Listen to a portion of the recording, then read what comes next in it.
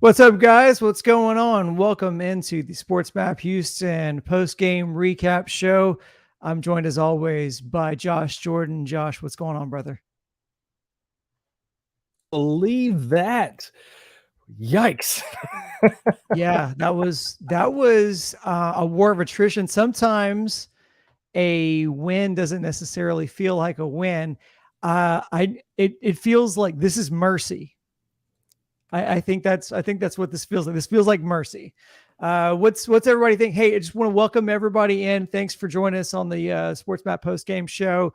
Start commenting. We're going to react to everything. We're going to read everybody's comments. We're going to get through this together. This is a group therapy session because we are. I don't know. We're victims of a sport called baseball and a team called the Astros who can't seem to do anything without having a bunch of dramatics attached to it. We appreciated everybody joining us in. Josh, before we get into the the blow by blow of everything, just tell me what your thoughts were on this game. What do you feel after this win for the Astros? They sweep the Mariners to go to their sixth straight ALCS. I think, thank goodness, because tomorrow's game is only, if it would have happened, it's only a few hours away, I don't know if of course the Mariners would be tired too, but I don't like their chances if they lose this one tonight, because I don't like their chances tomorrow, just because, everybody's exhausted. You saw that. And I was talking to my wife during the game, and I was just like, I could see Pena being the one to be the difference here, because he's 24 years old. I was just like, he's the young guy. These older guys are, you could see how tired everybody was. They were swinging at everything. We'll get into that, but God, what did Altuve go 0 for 8 on 8 pitches tonight? It certainly seemed that way. Yeah. So, that's the thing. I felt like, God, they got to get this one tonight. They did. That was huge. Luis Garcia was fantastic. So good.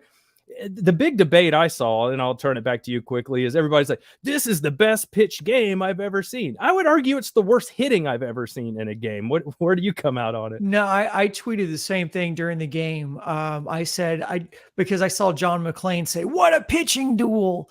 And I just thought the opposite. I said, I don't think this is a pitching duel. I think this is a duel of two teams who are just daring each other to make a quality at bat.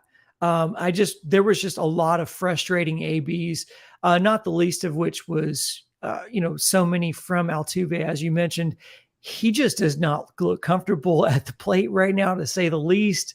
But you're thankful to get out of there with a win. Like we're going to let the dramatics of this kind of overshadow the historics of this, because the Astros are the first team in the American League, as I understand, to make 6 straight ALCSs. They're only the second. This is the second longest streak behind the Braves as far as league history goes, as far as consecutive LCSs.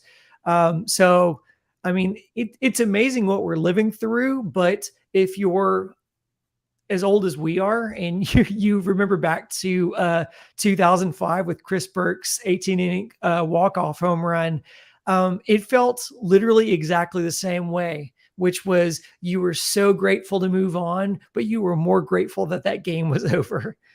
So true. So true. It was a hard watch, man. And I think they said on the broadcast that there's been 4 postseason games in history that have gone 18 innings, and the Astros have been a part of 2 of them. That sounds about right, doesn't it?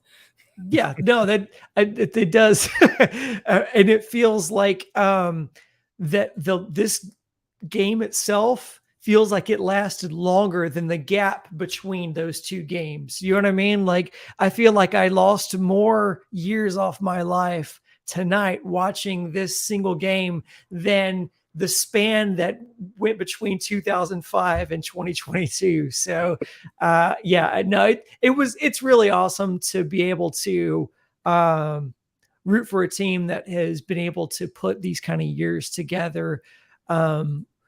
It really is. We take it. I don't want to take it for granted. Yeah, I know you and I don't. Like, we are both from Houston, so we have seen the lean years out of a lot of these teams, and so to have a perennial winner in the Astros the way they have has just been really, really amazing. No, it is. it's hard to put into words. They do this so often. And just seeing the Mariners, like maybe a couple people left in the expensive seats, fans, Yeah. Mariners game, but for the most part, they were still there. Yeah. And, they would have liked to pour one out for themselves, since I'm sure they cut off the liquor sales in the 7th inning and they had to go 18 innings. And people were awake for their hangover. That's not fun. No, and you know what? I'm going to be a good sport right now. I pat myself on the back, I guess, but I'm going to be a good sport, and I want to do two things. I want to credit the Mariners team for, I mean, they didn't give it up easy, right? Like their relievers went out there, their pitchers and relievers went out there and pitched, a heck of a game. I know the Astros didn't always have quality at bats, but I respect the heck out of the Mariners, who fought tooth and nail to be able to. This feels like the closest sweep that I've seen since the Astros in the World Series 2005 against the White Sox, where the White Sox was a sweep, but it never really felt like a sweep. I feel like that. And then the second shout out I want to give to is for Mariners fans who, hey man, you had gone 21 years without seeing a playoff game in that stadium. There you go. 18 innings. You are welcome. You can, send your gift baskets to the Houston batters for allowing that to stretch out as long as it did. Good point. They got their money's worth with that ticket, Yeah. That's for sure. And I mean, Mike McCready from Pearl Jam playing this, Star Spangled Banner. That's pretty cool. And he was still there in like the 17th inning. They were showing him in the stands. I was like, way to go, Mike, sticking around, supporting the club, man. But yeah, so much to take away from this. I thought we were going to lose a member of Pearl Jam before that game was over with. Just because, age is catching up to all of us. Let's just go through. I mean, this was too many innings to go through. So I want to hit a couple of run. There's one swing that mattered, Brandon. Yeah, no, exactly. This should be a really quick one here.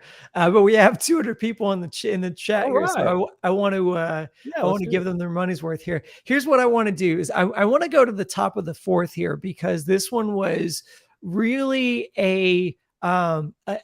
I think a really critical, it turned out not to be, it turned out just be a regular inning out of 18, but you had Jordan lead off with a hit by pitch.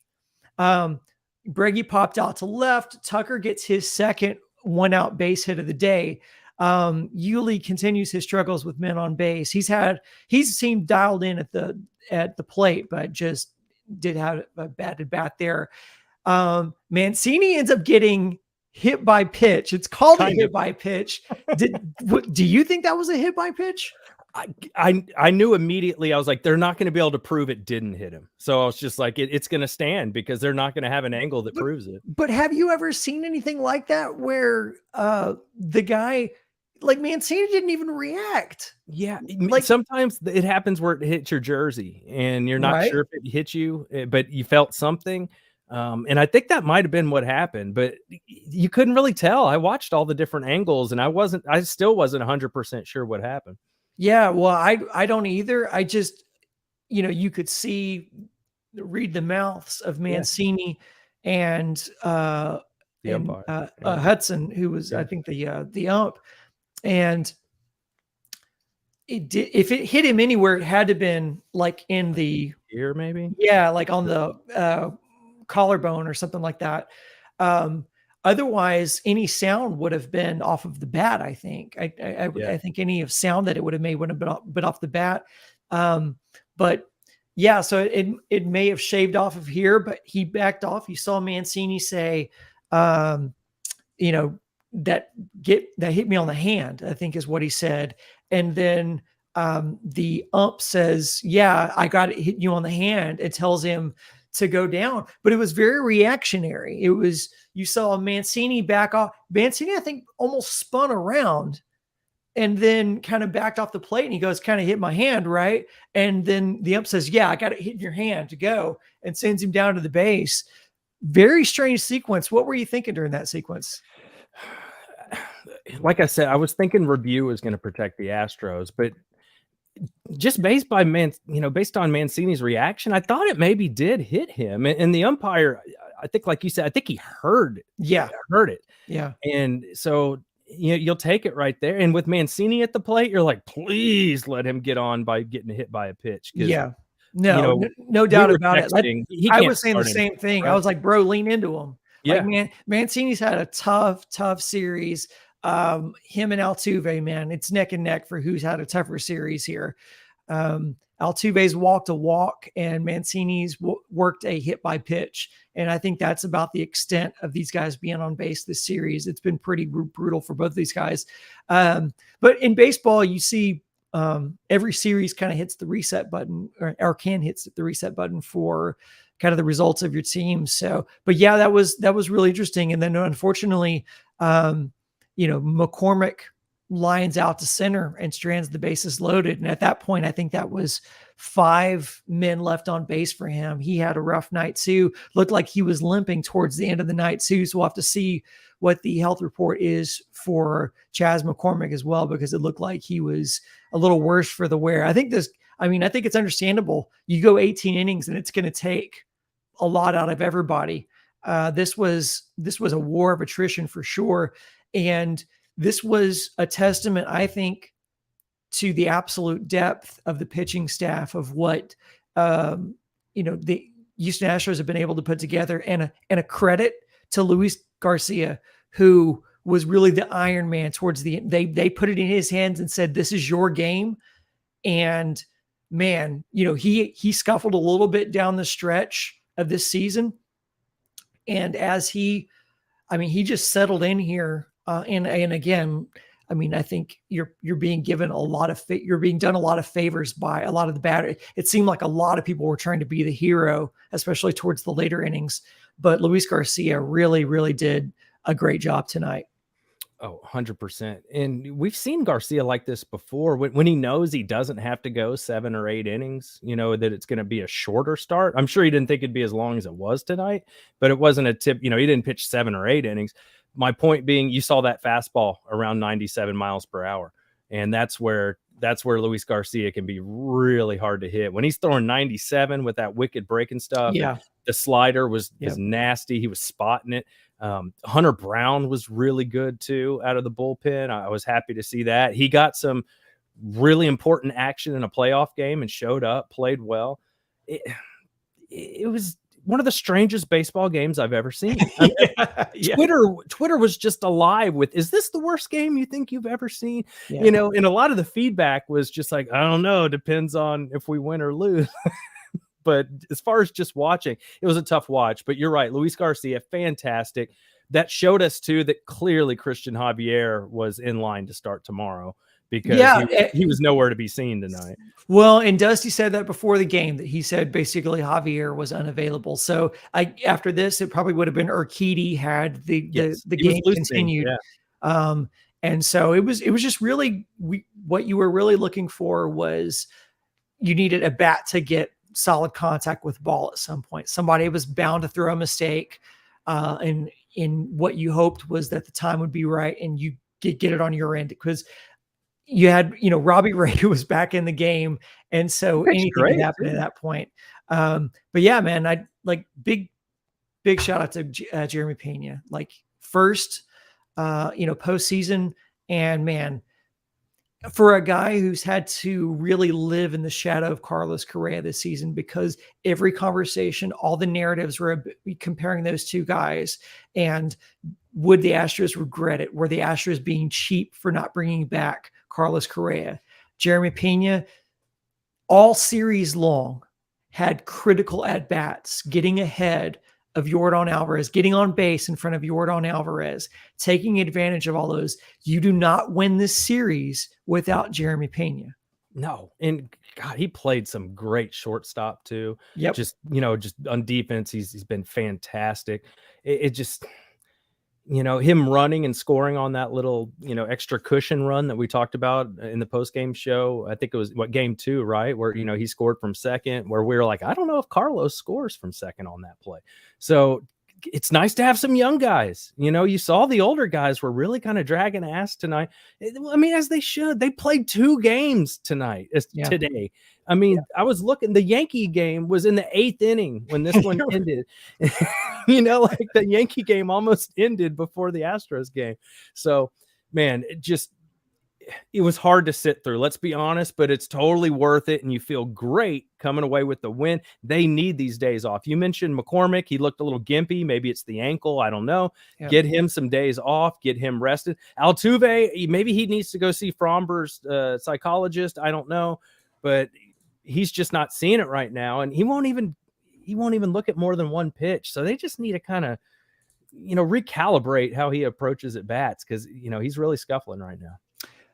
This postseason has been almost the anti-Altuve postseason, because what Altuve is typically known for in the past is having really clutch at-bats offset by really frustrating defensive plays.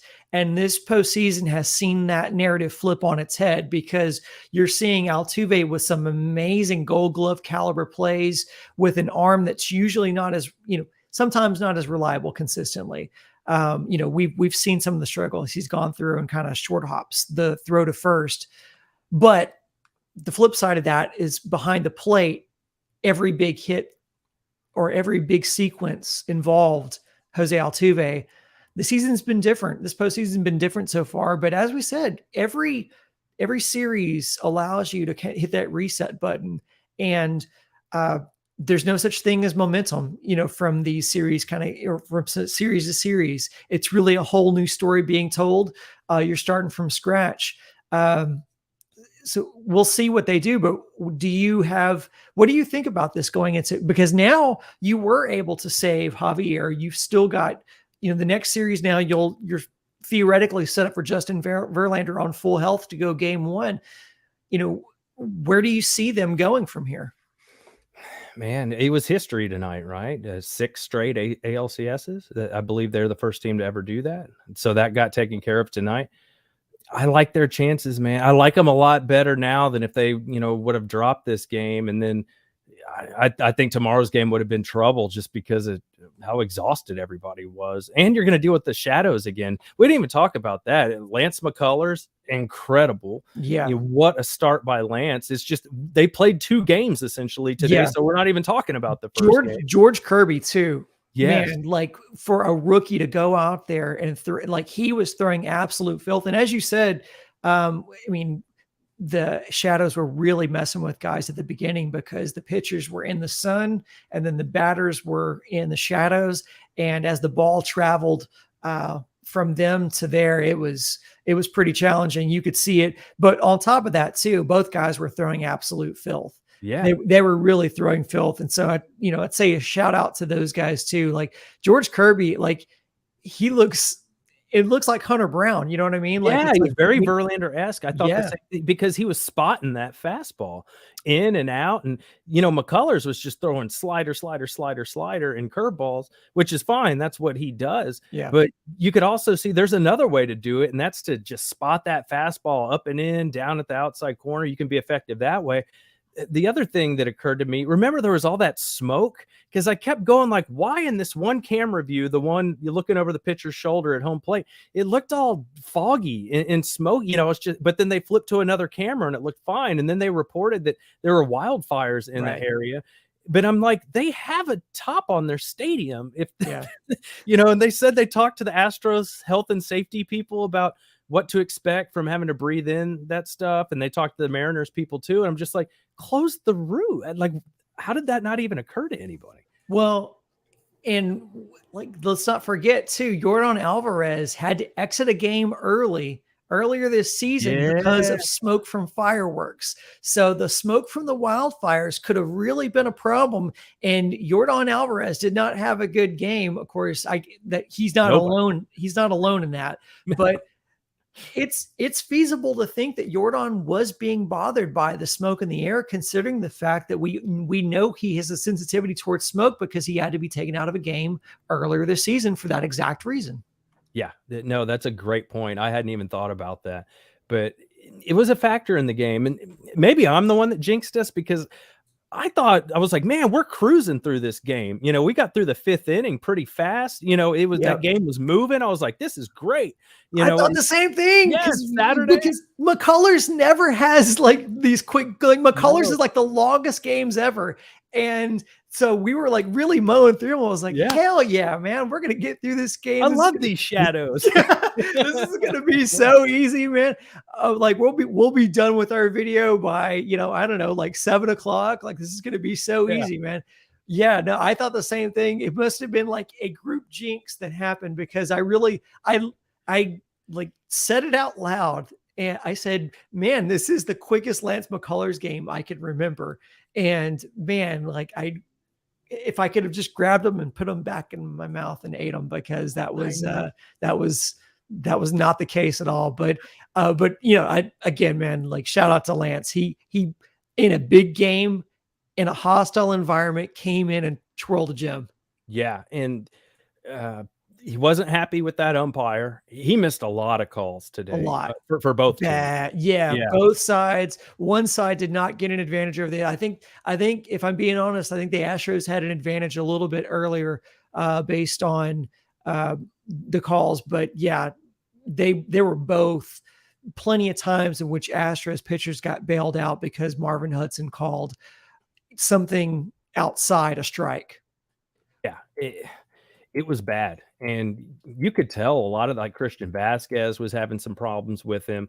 The Maldonado play, we haven't talked about that. Yeah. What the hell was that? I mean, because he was like trying to go through him, and I'm like, dude, just lean walk back around him on the bag. Like, yeah, like here's what I think is I think Maldonado was trying to be careful not to make contact to get called for interference because the defensive player has the right to their space, or so the first baseman, I should say, has the right to their space there.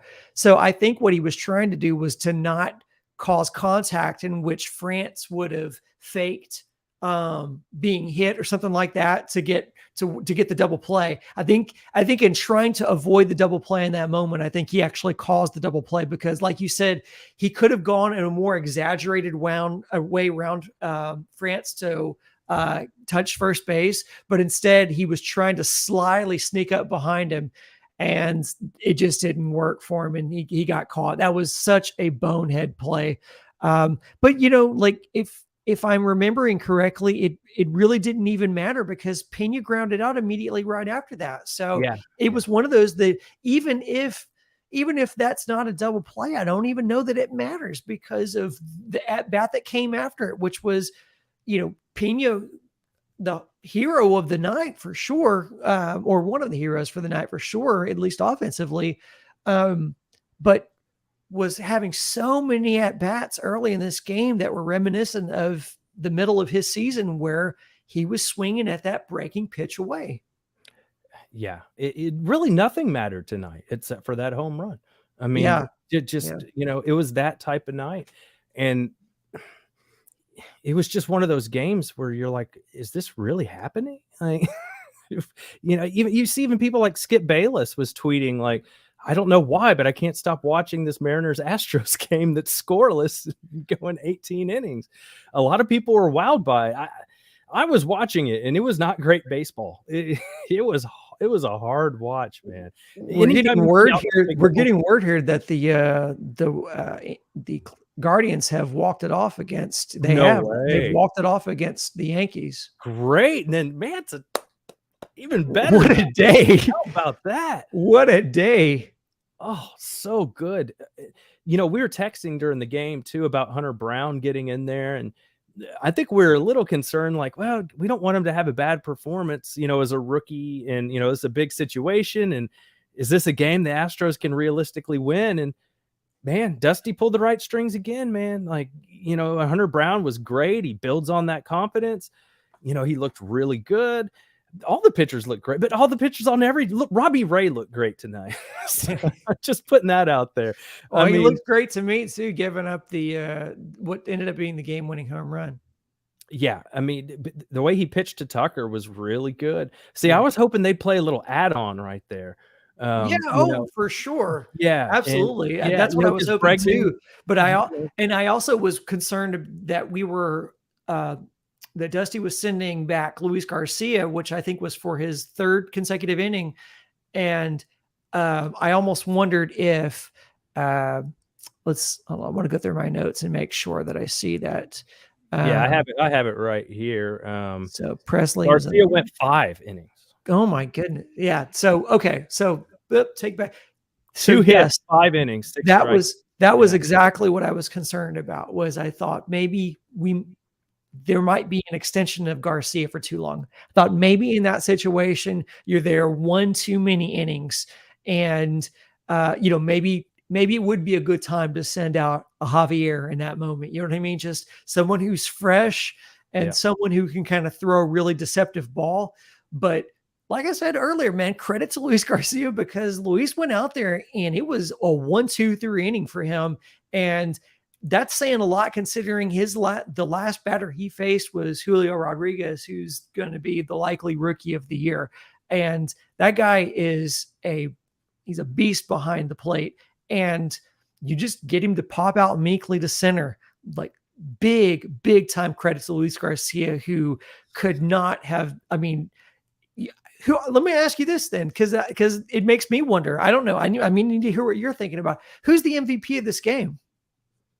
Look, it's easy to say Garcia because he pitched 5 innings, but I give it to Pena, because how many guys? Both teams played like all their guys. Nobody could get on the board. Let's get the chat. Let's ask the chat. Yeah, everybody in the chat, tell us who your MVP of the game is, because you're going to go Pena, but I am going to go Garcia. I'm going to go Garcia just because Dusty gave him the ball and said, "This is your game." And there was nobody warming. So let's see what chat says. We've already got Urquidy was getting loose, but he wasn't throwing hard. We've got 2, 3 votes for Pena, 4, 5 votes for Pena. Or pitching won the game. I forgot. All right, Garcia's coming. McCullers gets a vote. Yep. Garcia MVP. Well, this is okay. Well, that's good. This is why I want. This is pretty even.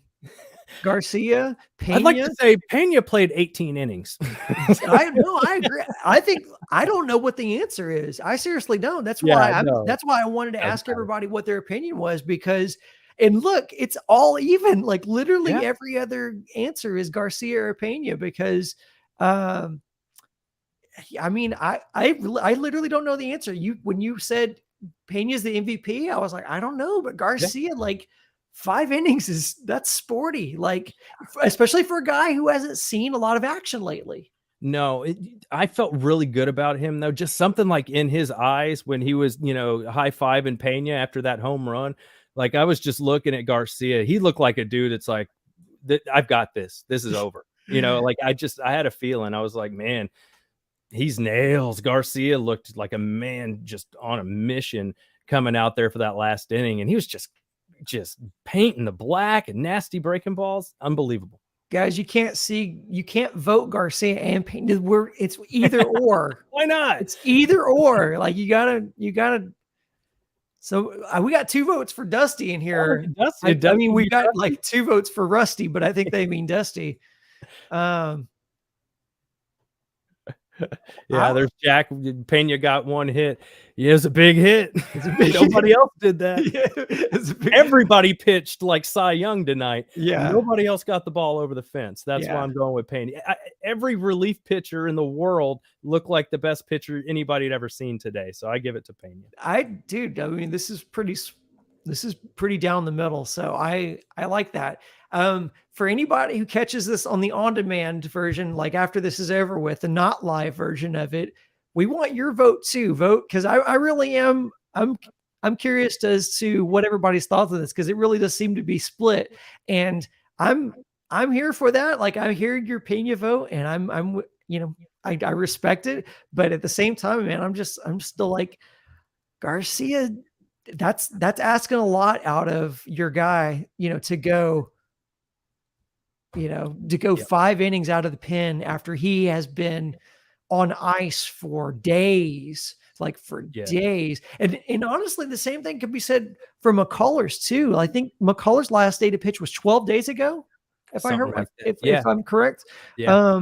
So that's insane. Yeah, and he missed the start before that one with the illness. Yeah. So he hadn't pitched a whole lot. Hey, at least they were fresh. Garcia was fresh. McCullers was fresh. I got to give it up to Neris. He came in and had an important inning for the bullpen also. I would say like the bugaboo today, chasing way too many high fastballs for the Astros. That was killing them. Altuve is a high fastball killer, and he was just whiffing on stuff. He's just not seeing it. I mean, it's as simple as that. He's not seeing it.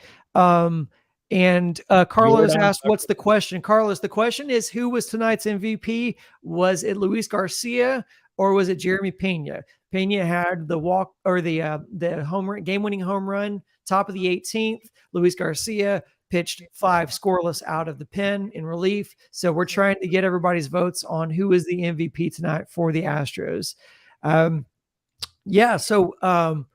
So we really haven't even really talked about how much that could have affected or was something that was kind of hanging over the Astros head was all those days on the shelf. Yep. The pitchers had not pitched for a long time because of the 5 days in between the end of the season and the start of the ALDS. And so there was some live throwing sessions in between there for guys to get their reps in, but the guys had not seen live action in a long time. And so you were starting a guy who hadn't seen a live game in 12 days. And then Garcia, as a bookend to the end of the game, had also not seen live games in several days. And you really didn't know how Luis Garcia was going to be included in this roster. You and I had questions about whether he would even be included at all, because you're like, well, why do you need that many starting pitchers? Is he really going to make it? And it ended up being Will Smith, who didn't make the roster, which is understandable, but they said, okay, we're going to, instead of having a high leverage lefty, we're going to bring in Luis. We trust Luis, we're going to include him. And you think, okay, well, that's a lot of long relief. It's a lot of starters because they included both Urquidy and Garcia. Thank God. Dusty made the right call. And Maton took that decision out of their hands, which was nice. But as we're seeing tonight, Abreu and Neris, they're very good at getting left-handed hitters out. Maton wasn't making it. No, but Maton wasn't making the roster, right? I don't think so. But look, I don't know. It's Dusty and Click, whatever the analytics say, whatever they think. But I will say, Neris splitter, Abreu slider, they can get lefties out, and they did. Yeah, very successfully. Hensley making the roster, that came to be important in game 1. So they put the right guys on the team. I'm glad you brought up Hensley, because I wanted to ask you this. The DH spot. Yeah. It's pretty rough right now. Mancini looks really lost at the plate. In a big critical moment, they subbed in Diaz, thinking, and Diaz clearly not right. Diaz's wheels are messed up. They mentioned his ankle's a little tender. That's new, right? Because it was the groin that he had to go to the injured list for. It's new as far as being out there in discussion, but you and I have talked about it behind the scenes. Right. Yeah. We've said, you can see it with your human eye. He's not right. But he's not Mancini to where he gets 3 pitches and goes and sits down. But that guy can't be in the lineup anymore. I'm sorry. You can't do that. No, I agree with you. But the problem is that Mancini, I think the reason why Mancini got the nod over Diaz is because I think the difference is that Diaz can't run down the line. Well, now I think that's what got the same injury. It looks like, and it looks like an ankle. Did you see him limping? And then they pulled Jordan out in the last inning for a defensive replacement, right? Because I think they were like, we need to put Dubon in center. Somebody that can actually run, because Chaz is gimpy, but they didn't pull Chaz. They just moved him to left field. Well, that makes sense. But that makes sense. You had the lead at that point. So giving yourself an all defensive back and hey, look, we haven't talked about this either, because this game spanned over 3 days. Yeah. We hadn't even talked about this either, but the Yordan Alvarez defensive play where he goes to the ground trying to get a liner out to left. How much were you holding your breath in that moment? Because I can tell you, the boys were in the throat at that point. You know what I mean? I just was really, my heart stopped going, please goodness, just get up from this and walk normal, because I didn't know I mean, we've had the things with his knees, we've had the things with his hands, Ankle. and him going to the ground awkwardly like that was a recipe for disaster. And I breathed a sigh of relief when I saw him just get up. And they also benefited too from the fact that he kind of trapped the ball with his body to where he didn't get behind him and lead to, extra bases at that point. But that was a scary, scary moment. 100%. You always hold your breath with Jordan because it seems to always be something, like he plays through it. He's a tough guy. It's just maybe bad luck, but he gets dinged up pretty regularly.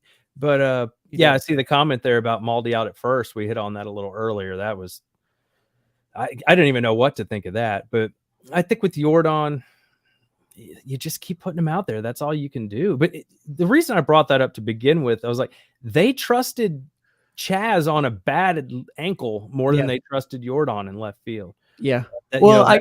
Because I think they still think that Chaz can dive to the ground and grab one, and you don't want Jordan doing that. But I'll tell you what, Jordan with a really good, we talked about the scary play out there, but I'm trying to find this play here when Jordan went diving for he grounded, or he fielded, the ball off the wall, and then turned around and threw a rocket to Altuve. I think it was Julio Rodriguez who hit that. Am I correct in that?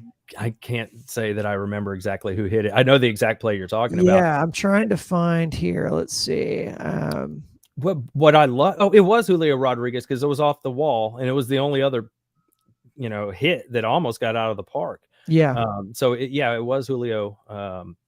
So anyway, I thought Altuve might have been a little slow with the tag there too. It wasn't a great throw, but it was an okay throw. That's what I'm going to disagree. I'm going to disagree wholeheartedly. That throw was really good, but I'm going to agree with you that the tag was really unfortunate. Like, it just seemed like Altuve was out of place for that tag, and the whole game. I'm like, did he hit his head on his locker? Like he just kind of looked out of it. And before big at bats, I didn't mean to cut you off. He's sitting there talking to Mariner fans, on deck, just kind of laughing and joking around, which is fine. But I'm just like, what's going on, Altuve? Like, you'd think he'd be a little more like, I need to get a hit. I look like I've never been a baseball player before today. Like, he was just joking around, but maybe that's how he performs. He's just a loose guy. Yeah, I think, so it was good. It's the bottom of the eighth. Rodriguez with a 2-out double, hits it hard off the wall. Jordan fields it off the wall. Great throw. My notes, sir, is Altuve not in a good position for the tag with the speedy Rodriguez running, but it was close. And then Montero threw the high cheese and got out of the inning anyway, so it didn't matter. Ooh, let me bring that up. I was thinking again that I guess Stanek is just not available because they went to Montero again. Yes, exactly. But then Stanek came in the game later, so I was just like, "What is going on?" My note: we were into the bottom of the 11th, and I said, and we finally saw Stanek warming. Yeah, we were in the bottom of the 11th. We saw Stanek come in. And my notes were prior to that, Stanek watch 2022, like MIA, like where is Stanek at?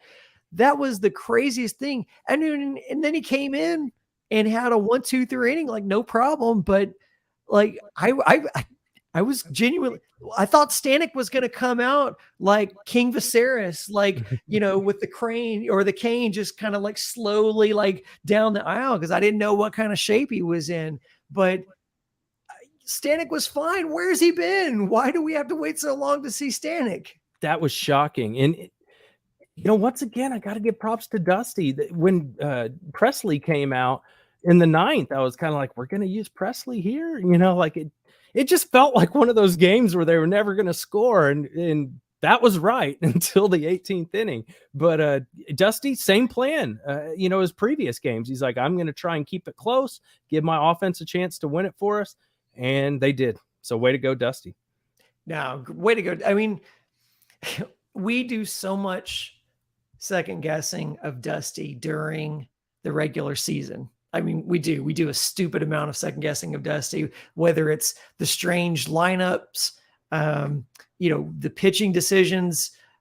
We do a lot of critiquing of Dusty. And then so far, in the past 2 postseasons, you get to the postseason and then Dusty just seems to like pull the right lever and it just works out. This one was, I don't even know how to describe this game. You know what? That's our next good poll. Let's ask everybody, like, in one word, describe this game. Describe game 3 of the ALDS with the Astros Mariners. Give us in one word, how do you describe this game? Long. Yeah, I'm gonna say excruciating. Yeah. That's my word. Like being punished. Yeah. Something, I'm just like, I'm watching We this. got 2 votes for long. I've got 1 vote for work. Yeah. 1 word, Chris Burke. Jack, you don't know how to count. Yeah. Exhausting. Golf. There you go. Insane, exhausting, strikeout.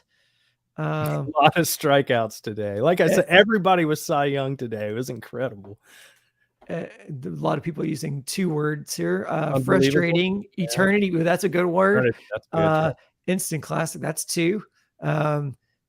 Edwin says 1 equals 2. Okay, well, cool. That works. I mean, for the sake of Heather's back. Yeah. Heather's back, and she gave us 3 words. Yep. Masochistic. That's a great one. That's a great choice. Chess. Okay. Yeah. Okay. There you go. Pitching. There. Pena. Ooh, that's a good one. I like that one. Relief. Thank you, Josh. Yep. Sweet. Oh, that's a really good one too. I like that one, John. Thank you for that one. We appreciate everybody's comments there. So much fun. It's fun when they win, right? If they would have lost this game, then this would go down as like one of the worst Astros games ever, just because it was so long. Well, I mean, it started at 3 o'clock. We're doing I said at the beginning of this, at night. I said at the beginning of this, this was going to be group therapy for all of us. And I think it has been, because I feel a lot better, and I appreciate everybody jumping into the chat and participating with us, because, we can all kind of process this long, arduous journey together. That was just this one game. I don't even really remember what the rest of the series was. I don't even know. At this point, the Mariners fans were asking, does this one game count for 2? And I was almost with them. I was just, what? It should. And then we could just take the day off tomorrow. Can we also say, look, I love baseball, but come on, like the NBA or the NFL is going to let something like this go on for this long? It's crazy that these are rules, and I get it. It's not going to change, but I mean, my Lord, it's how about John? I'm going to shout out to John in Germany. It's 5:30 over there. He watched that game and then is like with us right now. So John, you are salute to you. Jesus tonight, for sure, man. That was a tough one. But how many hours of sleep are you getting? 9. What's great though too, with the Yankees losing, that series is gonna, unless the Guardians win the next game, it's gonna keep going. Astros can kind of watch them fighting for their lives while the Astros get healthy. Well, I think we all agreed Altuve and even Jordan, a lot of they could use a mental health day to just relax. Yeah. And maybe a real health day too, just considering how exhausted everyone is, how much smoke was in the atmosphere over there. Come on, Seattle, can you get your stuff together? Like, are you serious? You had to have a wildfire next door? Like, seriously? Like, come on. Like, don't you guys get enough rain to put all that out over there? You would think. I'm looking at the box score here. So obviously we know who wasn't good today. Jordan 0 for 7. Altuve 0 for 8. But let's look at the guys that, and there were other bad performances, don't get me wrong. Christian Vasquez, we've been clamoring for him to come in instead of Maldonado. He goes 0 for 5 with 3 strikeouts. Not great. But the good hitting today, how about Breggy? 3 hits today. Yuli again, 3 hits. And then Tucker was the only other guy with more than one hit, even though he had 7 at bats with 2. So Breggy and Yuli, what do you think about that? Nice to see Yuli keeping it going and being postseason Yuli. It's incredible that they're getting production from him that they definitely could not have counted on earlier in the season. Yeah. But in the same instance, they've also lost Altuve. So it's like they've traded one for the other because they're getting all this unexpected output from La Pena, but Altuve has just looked completely lost. I mean, early in the game when he chased 3 straight sliders outside, they weren't anywhere close. I mean, they really weren't anywhere close. My notes early in the game were, why is anyone swinging anything, especially Seattle? Because Hudson had decided that the strike zone was this big. Sometimes. Yeah. Yeah. You couldn't tell where, but it was a floating, like volleyball sized strike zone that just was kind of floating around. You couldn't tell where it was. Like, honestly, I just would have dared the pitchers to throw one down the middle. I really would have. My notes said, why is anyone swinging right now? Because he's giving you a base. Take it. Yeah. And that was my thing with Breggy, with that little dribbler he had in the 18th inning, I think, to the right side. I was just like, put the ball in play. Yeah. There was just so much just swinging at ball. Altuve literally swung at a ball over his head to strike. Yeah. Literally. But that's the thing that's the thing that you have to kind of take with Altuve, because he can hit those balls, and that's why he swings them. It looks stupid when he misses them, but in so many instances, he's taking a ball that's eye level. I'm talking up here, Brandon. No, I know, man. I saw it was bad. It was bad. I'm just saying the success of one is what leads to the other. But and unfortunately, you have to take the good with the bad with Altuve, because there are just literally stretches of ball during the season in which he just looks completely lost at the plate.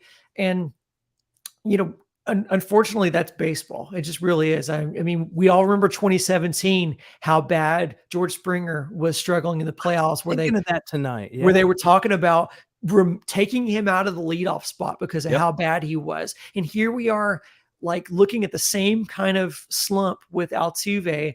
Obviously, it hasn't gone on as long because Springer's slump lasted through the championship series as well. It wasn't until the World Series in which he started hitting. But then look what happened. Yeah, he's World Series MVP. Yeah, the guy don't mess with Altuve. Right? Yeah, let him figure it out. Yeah. So we'll just, is that going to happen again? Who knows, right? You gotta stay and watch. Yeah, I saw one. Warren says, my daughter graduated high school in the first inning and got her PhD right before her Pena Jake. Well, congratulations, Warren. Yeah. That's amazing. That really, I hope you don't have. I hope you're not in too much debt, student loan debt, after all that schooling, because PhDs are no joke. But I'm sure she's smart. She probably just got grants and scholarships for that. Sorry, I want to go watch SNL. What are you talking about, Heather? DVR SNL. Come on. Thanks, Heather, for joining us. Yeah, today. We appreciate it. Thanks for talking to us. Let's see. It wasn't a right, unlike Seattle. Oh, I see what you did there. That's a little Chaz joke there. The other Chaz. Vasquez had worst 8B of all time with one pitch weekend swing on the pop-up. Well, there was a lot of dudes that were struggling at the plate tonight. It turned into home run derby. Like, every player was just the worst home run derby. Yeah, the worst home run derby ever. Don't do that next year. Yeah, Maldi did have a hit, Joseph. Yeah, he did. That little bloop to right. That was pretty good. I'm not gonna lie, I was a fan of making that substitution when they did. And then I really did think, well, maybe Maldi would be good here, because at least he has the pop to, take it out of the yard. Whereas we really haven't seen that much out of Christian Vasquez. But yeah, look, man, at the end of that game, I was just praying for anything to happen. Just like, please, just someone connect. And like I said, for those who are old enough to remember it, in 2005, Chris Burke hitting that walk-off in the bottom of the 18th, in which Roger Clemens pitched 3 shutout innings of baseball to be able to get them there. You didn't really remember the beginning of that game. You didn't remember the Brandon Becky grand slam that, gave the Braves the big lead. You barely remembered the grand slam from Berkman that brought them within 1. You kind of remembered the home run from Brad Ausmus to tie it in the bottom of the 9th. And but the beginning of that game seemed an absolute distant memory by the time Chris Burke came up to bat. And you really were exhausted at the end of that game. You were happy. And in that game, that was them, exercising that demon and, being able to beat the Braves, a team that had just been their absolute bugaboo for years. They were finally able to beat the Braves. But at the end of that game, even as a fan, you just were exhausted. You were thankful and exhausted. You were like, you know what? I'll process this win tomorrow. Yeah. I'm done. No, at least with that game, you had some back and forth with the grand slams. There's not much to remember from tonight's game except for Pena's home run. That's it. Yeah. That's it. If you're just writing up the scoring plays for this game, it's like 2 sentences, and there's your article. That's what it was tonight. Warren today and tonight.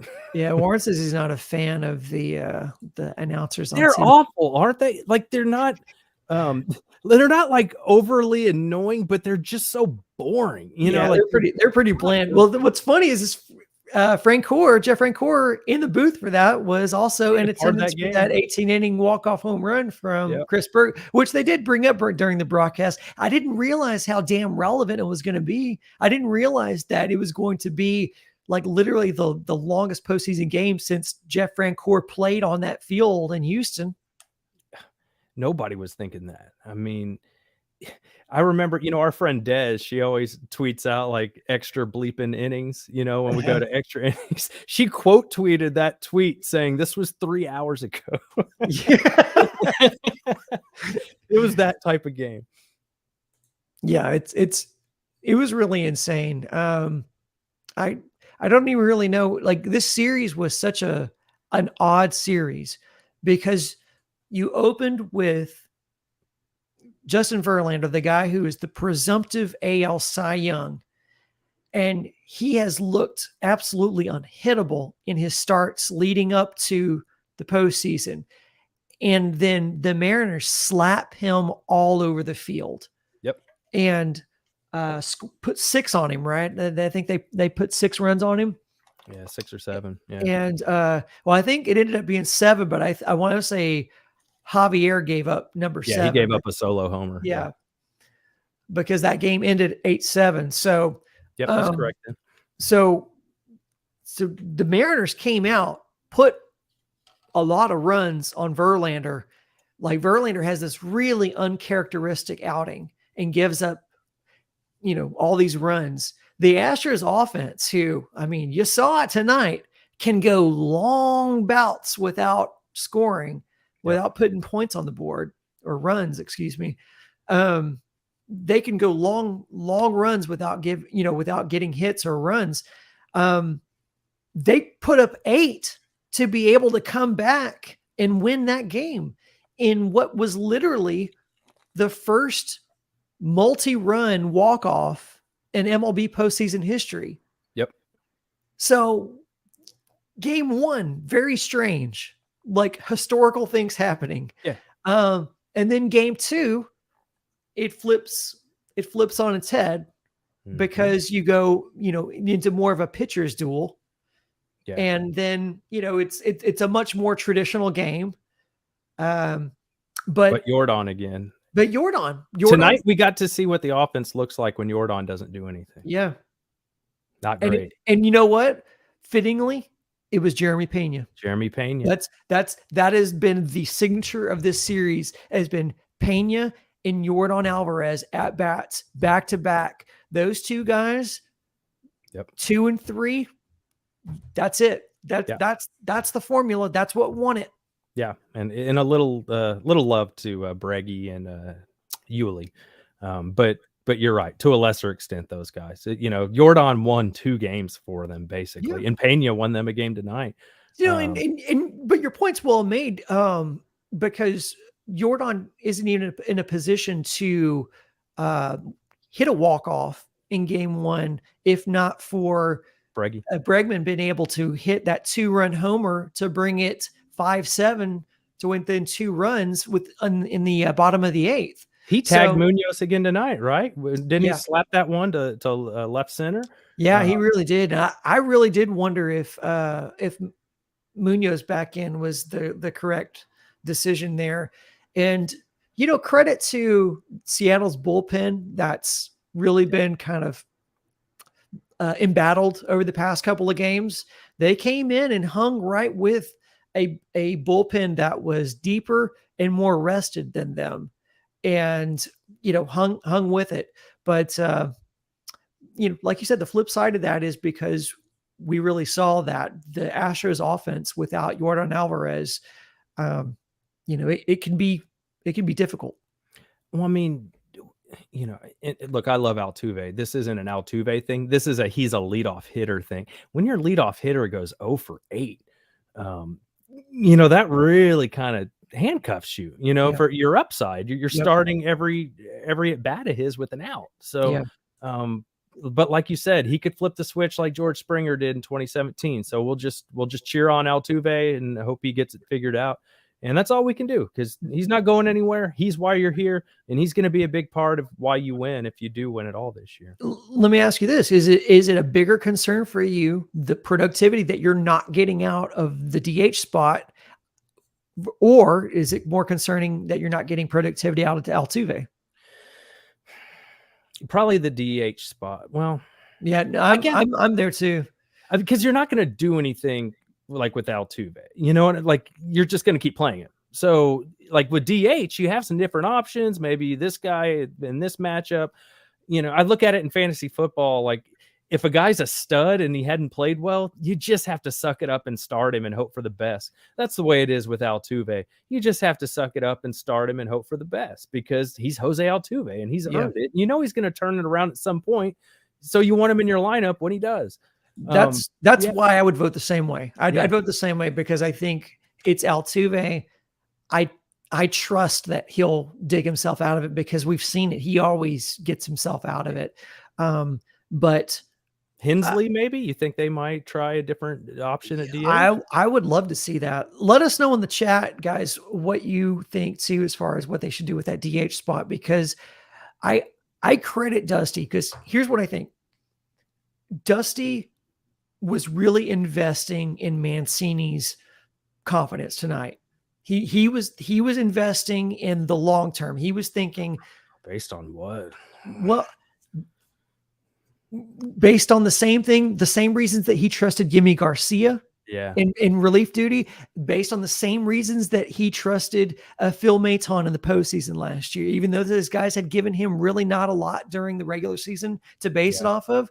His thought was, I'm going to trust in these guys early and invest in the long run. And Dusty Baker, I give him credit for investing in Mancini's confidence. It did not work out. And I don't know whether you should continue to make that investment, but I do give Dusty credit, because I could see where he was going. He's a player's coach. That's why dudes love playing for him. And I could tell in that moment, that's what he was doing, was he's like, you know what, if I can get the bat of Trey Mancini going in these playoffs, it's so much more valuable than any single at bat when we're already up 2-0 on the Mariners. Yeah. It's just, he's just not seeing it. But the problem is it's been a half a season now. I think you just have to go to somebody else. I'd rather have Hensley out there. I'm curious if Chaz is going to start this next game, or if that ankle is going to be a problem. Because I don't want Dubon out in center. He's fine defensively, but you need somebody that can hit a little better than that. And Myers has looked lost at the plate. That's what you have to hope, is you have to hope that Myers can somehow, get it together and kind of figure out who he is again at the major league level.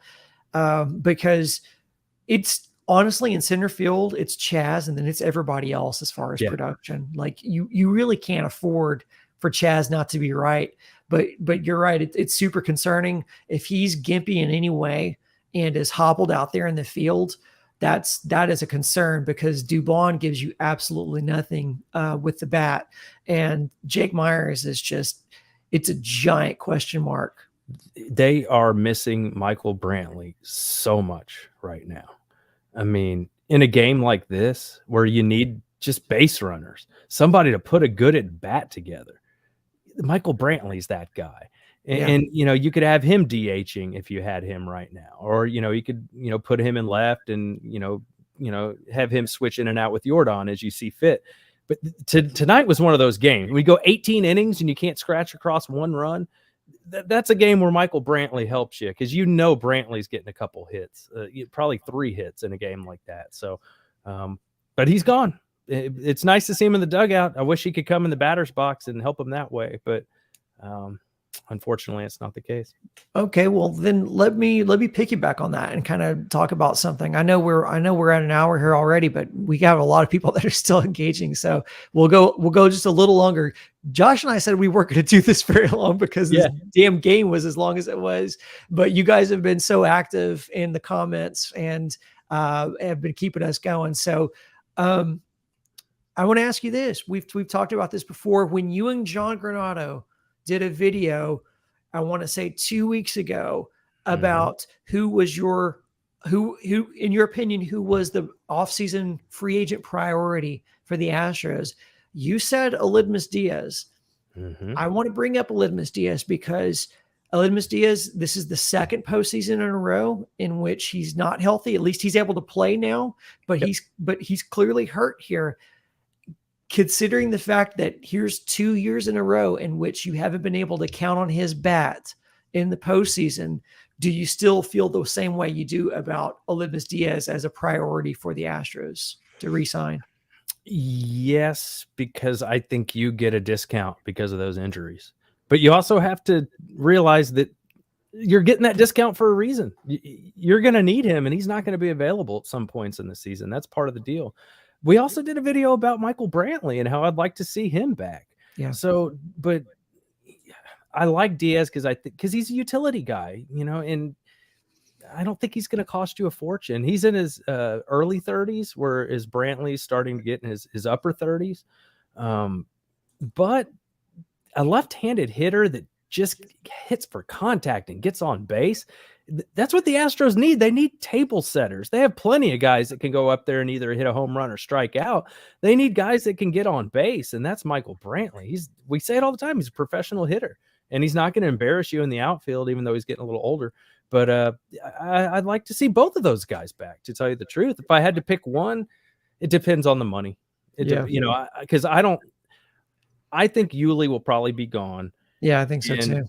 And then I could see Brantley. Maybe they could get a deal similar to what they were paying Yuli, maybe something around $8 million, $9 million a year, something like that. I'd be cool with that for just a 1 year deal for Brantley. I would like to see that. Yeah, I think the same thing. I think for the right price, you want to see a Brantley, and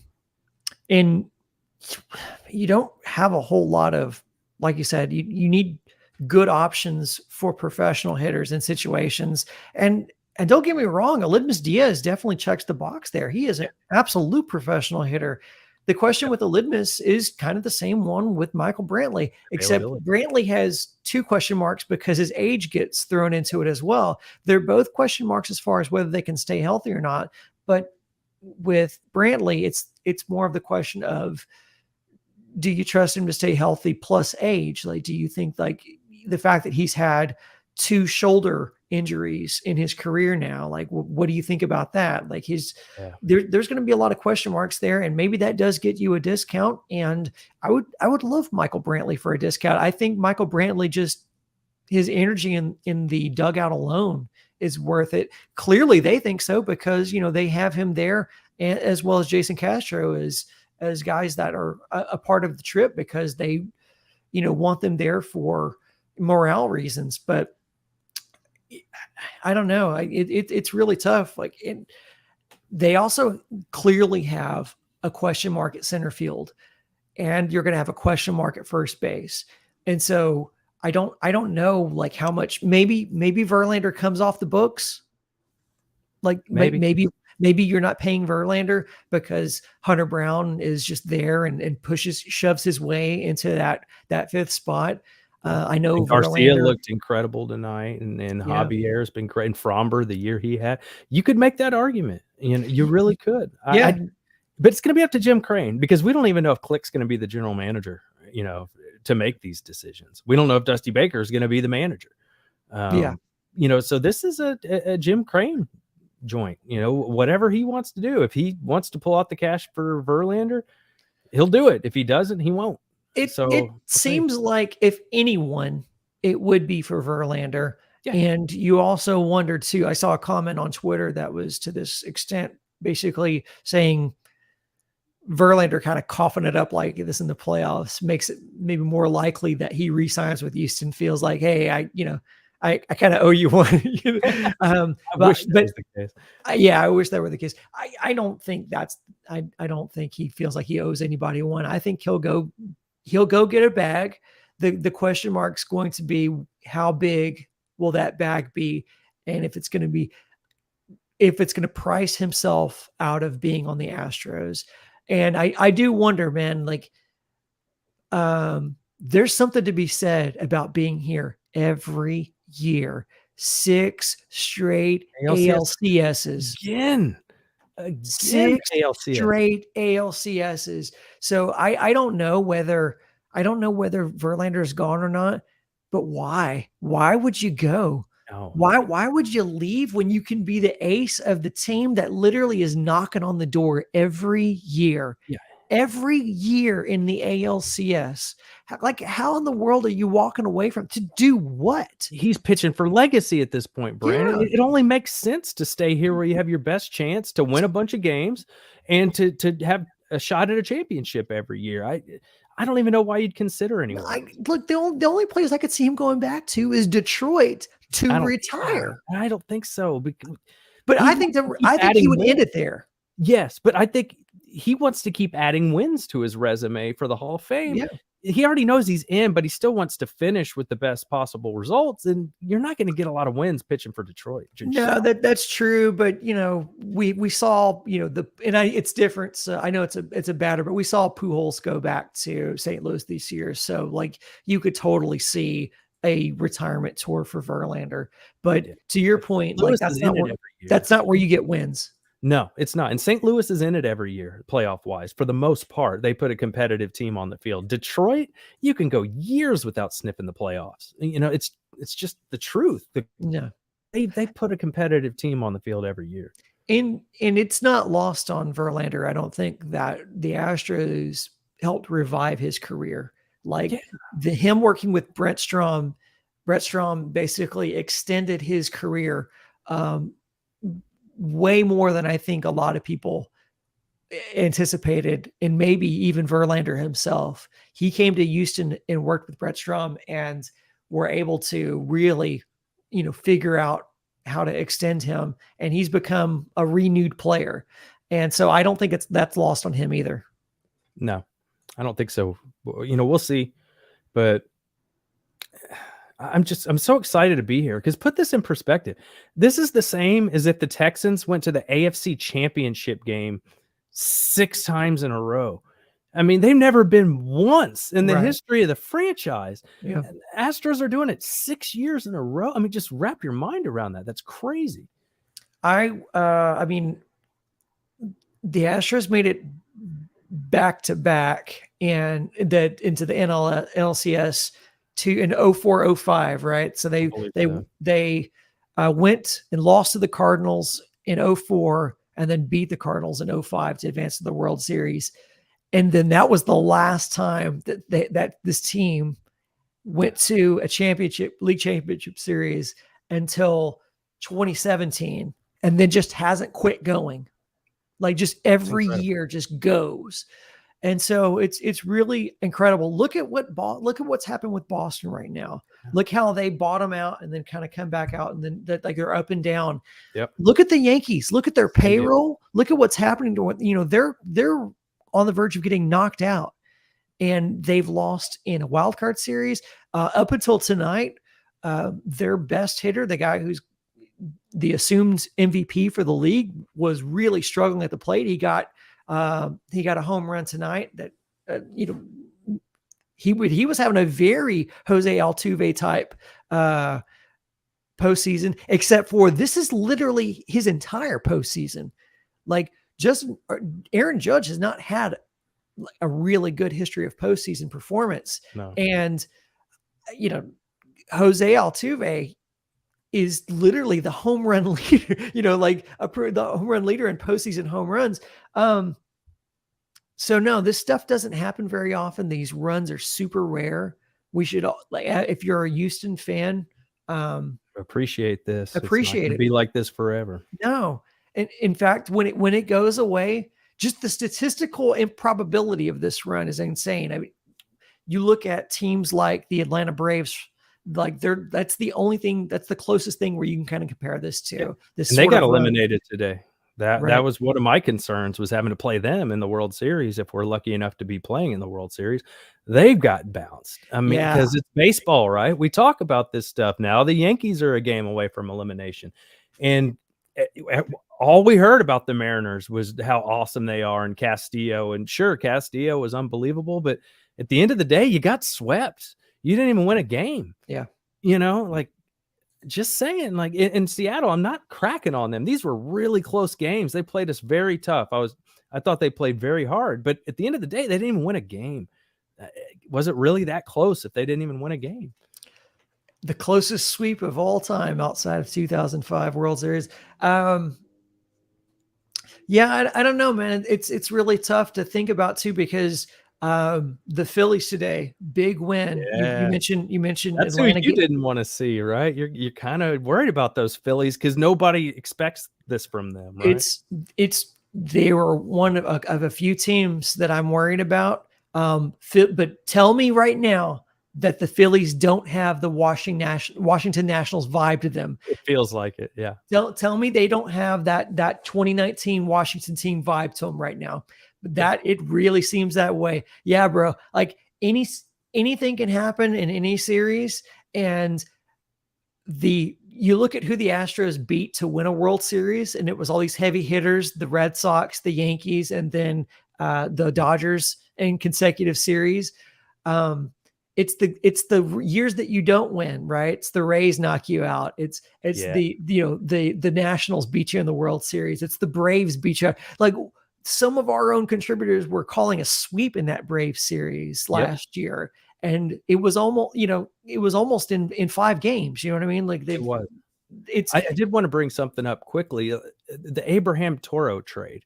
Yeah. Like so many people hated that trade, even though we got Kendall Graveman and we got Montero, who we used tonight. Did he play at all in this series, Toro? I saw that he was like loosening up. Yeah. I was wondering about that too. And I'm surprised. Like, I'll tell you what, man, I was not looking forward to seeing that guy, because that dude is an absolute Astros killer. And he was loosening up in the dugout. I thought he was going to get a pinch hit, and I was like, oh no, if anybody's going to, bust this thing open against the Astros, it's Toro. Totally. I mean, he was a bench warmer. Yeah. I thought the same thing was great. They don't even play the guy. It's crazy. Like, he's literally the guy who's almost like unstoppable to get on base. Like, he's always on base against the Astros. And then when they need somebody to do something, they just leave him on the bench for what was literally 2 games worth of innings. 2 games worth of innings. And Toro can't even get a sniff. Scott Service, you kind of suck, dude. He's kind of a dumbass. He kind of sucks, like, really and truly. And I hate that he was a former Astro, because I'm saying about, but now guys, now you kind of see why the old school Astros didn't win shit, was because you have people like that on their team making decisions. And Scott Service, I mean, he certainly did kind of manage himself right out of this series. And I'm tongue in cheek with the Toro thing, but I'm also not, man. Like, what the hell do you have to lose? It's an 18 inning damn game. And Toro's the guy who's given the Astros fits all year. You don't put him in. Thank goodness. Yeah. Thank goodness, dude. I appreciate it. Yeah. I guess he bet on the Astros. I don't know, but it didn't work out, man. But it worked out for our Houston Astros. Awesome, awesome, awesome. You got time to get everybody ready to start game 1 of the ALCS. It's at home. Yeah, we don't have Hinch. I see that there in the comment section. Quickly, we'll probably wrap this up pretty fast, right? But you saw that piece about Jeff Luhnow. There's been a couple articles about Jeff Luhnow lately that have come out. Yep. We know Click is not necessarily guaranteed to be back. We'll just say it at that. Yep. I kind of want Luhnow. Is there any chance that happens? I do. I don't think it's going to happen. I really don't. But I would love it to. Dude, it would so be just double rods to the rest of exactly, MLB. Dude. It'd be the ultimate middle finger to look, the they're league. still booing us and cheating, and they didn't do an honest investigation on anybody else. Look at what they did with Boston. Everybody just kept their mouth shut. They punish the stupid video guy. The video guy takes a year off and then gets hired back into a promoted spot. Like it's ridiculous, dude. Like they didn't. The rumor is that Crane gave Manfred a list of 5 teams that were also implicated in cheating and that he wanted an investigation. And in exchange for that, he would, fall on the sword. And I don't know what the truth was to that rumor or not, but clearly the only thing they did was a half-hearted investigation of Boston. And remember, they strung that out as long as they could. And then also, the Yankees, MLB fought tooth and nail to keep that letter from Rob Manfred to the Yankees sealed. And then once it was unsealed, of course, it revealed that the Yankees had been sign stealing. They were relaying signs from the dugout phone. So I think Jim Crane at this point would be 100% justified in bringing Jeff Luhnow back and just saying, like, you know what? Why did I fire anybody? Clearly you weren't worried about the integrity of the game. Clearly this wasn't a concern to you about cleaning it up. We did our part, fell on the sword. I fired my 2 generals who got me to a World Series, got me a couple World Series by the time he fired them. And then you're just not even like, you're going to just allow us to be the poster child. No, I'm not. You know what? I'm going to hire Jeff Luhnow back and you can go sit on it and spin. See, that's where I'm at, because you're not getting any, like, nobody's coming around on any of this.